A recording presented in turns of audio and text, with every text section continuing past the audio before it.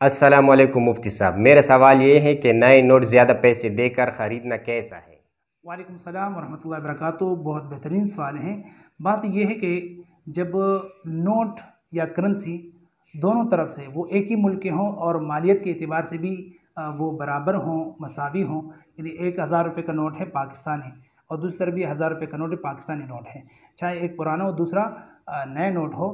अब इन दोनों का बराबर सराबर मसावी तौर पर तबादला करना हाथ दर हाथ ये तो जायज़ है, लेकिन अगर कमी बेशी के साथ तो ऐसे हो कि नए नोट नई, जैसे कि आजकल बाज़ार में होता है, हमारे यहाँ पेशावर में चौकियातगार में कि सफ़ानी बाज़ार में लोग बैठे होते हैं और नए नोटों का कारोबार करते हैं। वो ऐसा करते हैं कि 1000 की जो गड्डी होती है, चाहे वो 10-10 वाली हो या 20-20 वाली हो, 50 वाली हो, वो 1400-1500 की वो फ़रोख्त करते हैं। तो ये ज़्यादती है। तो ये ज़्यादती जो है ये सूद के ज़ुमरे में आती है, इसलिए ये सौदा करना नाजायज़ है। लेकिन चूंकि ये बाकायदा कारोबार इख्तियार कर चुका है, अब इसको कैसे मतलब है कि हम जवाज़ की तरफ, इस तरह इसकी जवाज़ की सूरत यूँ बन सकती है कि जो नए नोटों का कारोबार करने वाला शख्स है वो ऐसा करे कि नए नोट देने वाला शख्स जो है वो 1000 रुपये मालियत के नोटों के साथ मिलाकर एक ही आकद में कोई और चीज़ भी फ़रोख्त कर दे।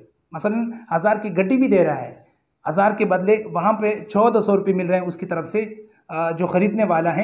अब बेचने वाला 1000 की गड्डी देने के साथ साथ 1000 रुपये की मालियत की जो नोट है वो देने के साथ साथ एक और चीज़ भी, मामूली सी चीज़ मिला के इसी आकद में वो भी उसको फ़रोख्त कर दे, तो फिर ये चीज़ जायज़ हो जाएगी। कैसे कि जो मसलन एक कलम साथ रख दे या एक टॉपी वगैरह, तो लिहाजा जो 1000 रुपये 1000 रुपये की एवज़ वो 1000 रुपये के नोट हो जाएंगे और बकिया जो इजाफी रकम है वो उस कलम के एवज़ में या मतलब है कि उस टॉपी के एवज़ में आ जाएगी। तो इस तरीके से ये कारोबार जायज़ हो जाएगा। मैं समझता हूँ कि ये मसला, इसको बहुत ज़्यादा शेयर करना चाहिए, इसको आम करना चाहिए ताकि वो उन लोगों तक पहुँचे जो नई नोटों के खरीद और फरोख्त कारोबार करते हैं।